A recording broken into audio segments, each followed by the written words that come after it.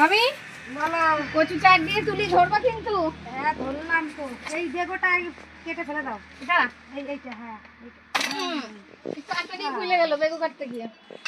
কাটারি তো লড় বড় কাটারি। ও বাবা ওপরে হ্যাঁ ওরে বাবা রে দুইজন নিয়ে যাবো। দুজনে মিলে কচু করে নিয়ে যাই চলো। কতটা ওজন হবে? কিলো 10 তো হবে মনে হচ্ছে। হ্যাঁ দেখুন কত বড় মান কচু তুলেছি আজকে।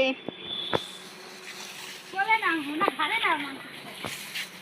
জিয়ে রাখা লেটা মাছ মোটা মোটা বড় বড় ধরে নি।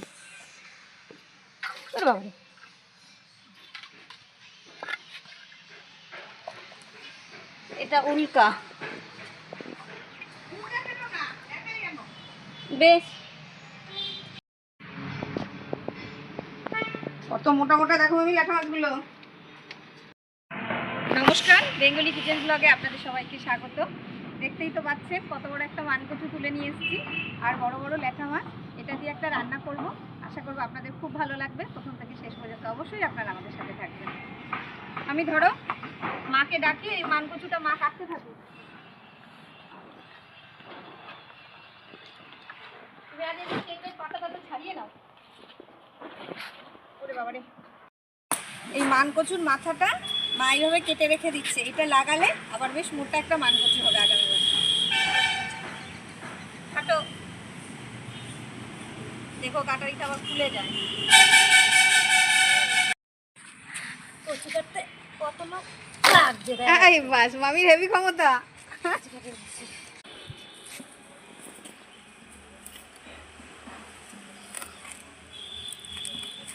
আমি ধরিয়ে দিচ্ছি। বাপরে রাবণের মাথার মতো একটা ছেলে কচু ঘুরে কাটা যায়। এই কেটেছে কেটেছে, এই তো ওইটা রান্না করলে। ওমা তুমি কচু কাটো আর মামি উনুন ধরাও, আমি ততক্ষণে মাছটা কেটে আনি। এই কচু কাটতে মামি পারলো, তুমি পারছো না? আগে লম্বা দিকে কাটতে হতো, তাইলে ভালো হতো, তাড়াতাড়ি কাটা হয়ে যেত। জ্যান্ত জ্যান্ত ল্যাঠা মাছ ছাই মাখিয়ে কেটে নেবো, নাহলে লাভ হবে। সাইজ দেখেছেন কত বড় বড়? এই দেখো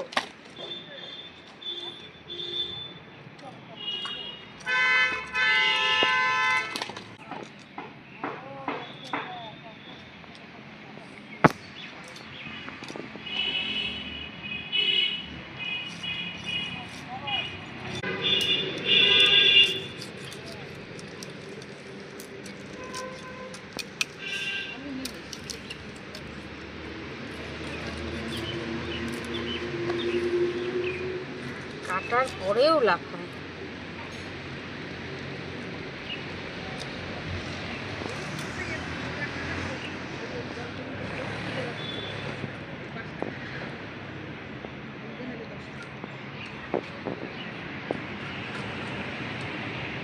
ছোট ছোট রিং রিং পিস করে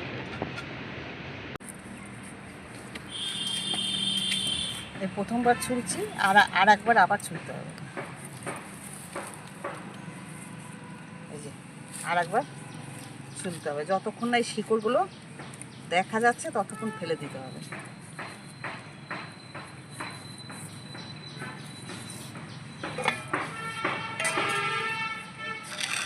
উনুন ধরিয়ে কড়াই বসিয়ে দিয়েছি, কড়াইও গরম হয়েছে। এবার আমি প্রথমে কিছুটা জিরে আর ধনে ভেজে নেব।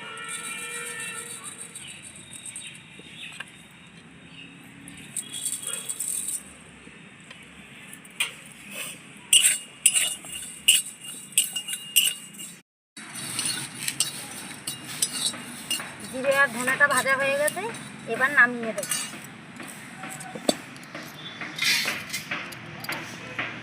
কচুটা ভাপানোর জন্য আমি কিছুটা জল ফুটিয়ে নেব।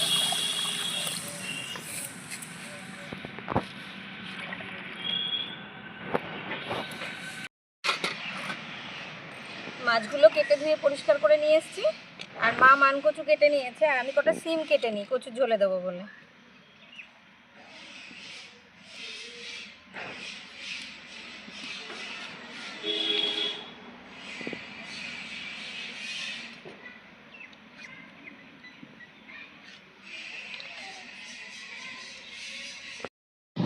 ভেজে রাখা ধনে জিরেটা গুঁড়ো করে নেব।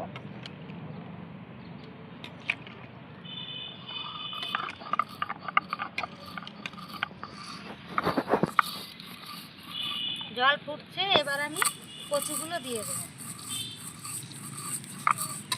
কচুগুলো আমি হাতা দিয়ে তুলে দিচ্ছি, আমার এই কচু ঘাটলে হাত চুলকায়।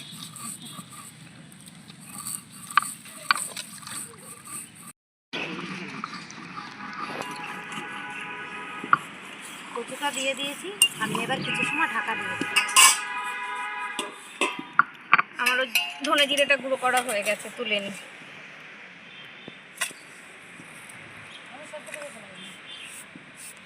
কিছুটা শুকনো লঙ্কা আর কাঁচা লঙ্কা মিশিয়ে বেটে নিচ্ছি।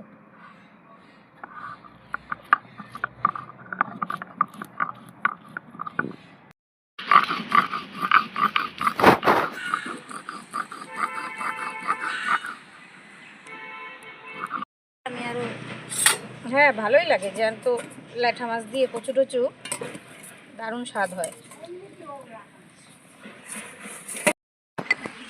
এবার ঢাকনাটা খুলে নেব। কচুটা ভাপানো হয়ে গেছে, নামিয়ে দেবো।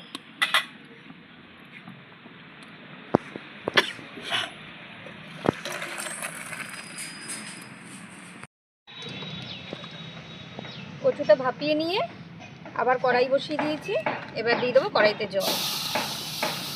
কিছু কিছু সবজি আছে যেটা জলের ওপরে দিলে সেদ্ধও হয় ভালো, খেতেও কিন্তু ভালো লাগে। জলটা ভালো করে গরম হোক। জলটা বেশ গরম হয়ে এসছে, জলের মধ্যে দিয়ে দেবো এবার স্বাদ অনুযায়ী লবণ, পরিমাণ মতন হলুদ,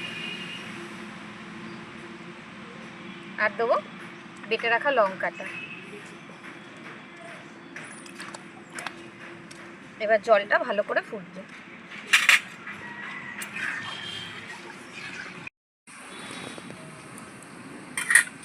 জলটা বেশ টকবক করে ফুটছে, এবার দিয়ে দেবো সিমগুলো।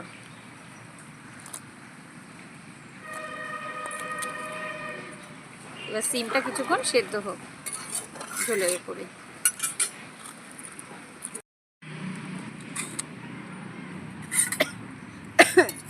সিমটা অর্ধেক সেদ্ধ হয়ে গেছে, আর কচুটা দেখুন ভাপাতে গিয়েই প্রায় সেদ্ধ হয়ে গেছে। এবার দিয়ে দেবো কচুগুলো ঝোলের ওপরে।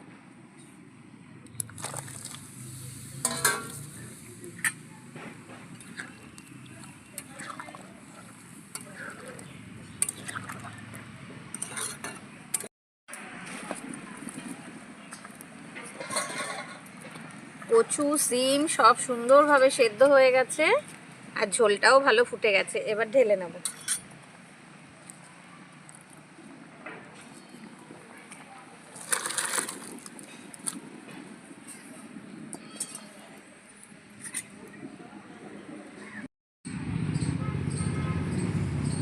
দিয়ে দিলাম হলুদ, লবণ আর লঙ্কা বাটা তো দেওয়াই আছে, দিয়ে এবার ভালো করে মাখিয়ে নেব। আজকে কচুর ঝোলটা কিন্তু বেশ ঝাল ঝাল করে বানানো হচ্ছে।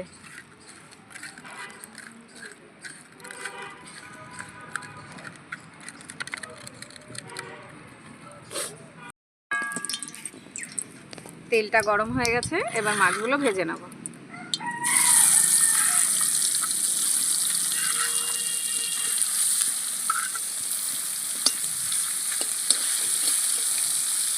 গোল গোল রিং রিং পিস হয়েছে কেমন দাও।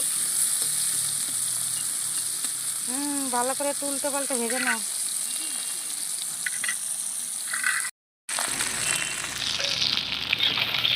মাছগুলো লাল লাল করে ভেজে নিয়েছি, এবার ভাজা মাছগুলো সাইড করে দিই, দিয়ে এর মধ্যে আমি ফোড়নটা দিয়ে দেবো।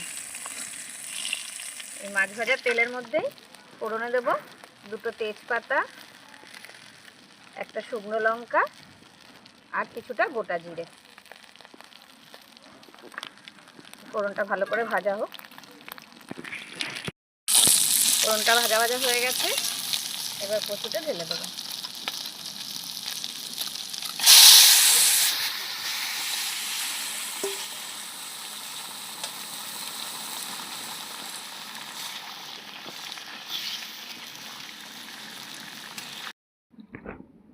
কচুর ঝোলটা তৈরি হয়ে গেছে, এবার দিয়ে দেবো ধনে জিরে গুঁড়োটা। আমাদের এই রান্না কেমন লাগলো অবশ্যই কমেন্টে জানাবেন। ভালো লাগলে লাইক করবেন, শেয়ার করবেন। আরও নতুন নতুন রান্না দেখার জন্য চ্যানেলটাতে সাবস্ক্রাইব করে আমাদের পাশে থাকবেন। দেখা হচ্ছে আবার নতুন কোনো রান্না নিয়ে। নমস্কার।